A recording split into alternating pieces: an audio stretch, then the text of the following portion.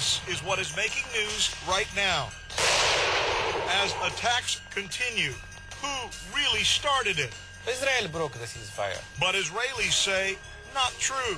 We will fact check it fairly, honestly. But this is important, and this is something I want to break down for the viewers. Yesterday, you and I were sitting here, and we had a conversation with Mustafa Barghouti, who's an independent legislator, Palestinian legislator. Right. And he said that most news organizations have ignored the possibility that the people who actually broke the ceasefire was not the Palestinians, or not Hamas in Gaza. What he said was, in fact, I think we've got that. Dan, play this, and then we'll give you some more information on it. Let's go ahead and go to that. The world press community or media community is overwhelmed with the Israeli narrative, which is incorrect. The Israeli spokesperson have been spreading lies all over. The reality and the truth is that the side that broke this truce and this ceasefire was Israel. 2 months before it ended, Israel started attacking Rafah, started attacking Khan Yunis, and never lifted the blockade on Gaza.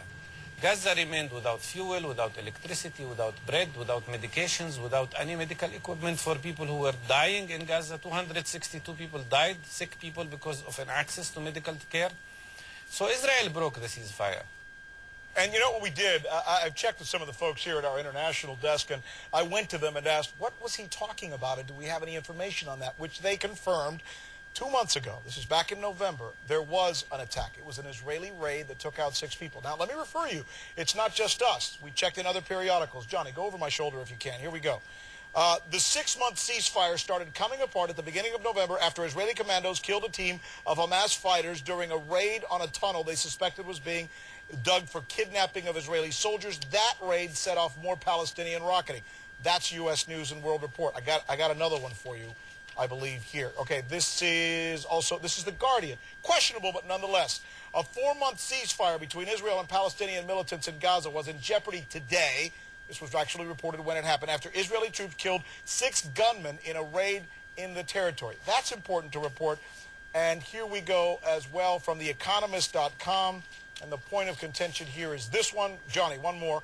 The last straw came in November when Israelis killed 6 gunmen, it said, were digging tunnels to launch a raid onto Israel, spurring Hamas to respond with a barrage of rockets. So the question is to who started this. And we've been hearing that the Israelis say they had to do this because suddenly the ceasefire had been broken in Gaza by the Hamas and the Palestinians. Is this now a little more in question?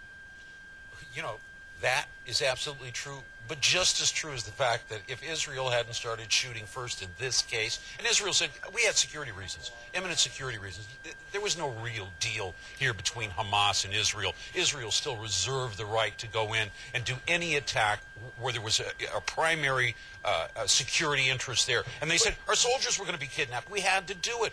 But, you know, I guess what it is, Americans, we like our order. We want things delineated for us. We like to see a quid pro quo. They're saying this happened. Are they right? And they're saying this happened. Are they right? It's almost like we're left, when you talk about the Middle East, you're left with such subtleties that sometimes everything is a vagary.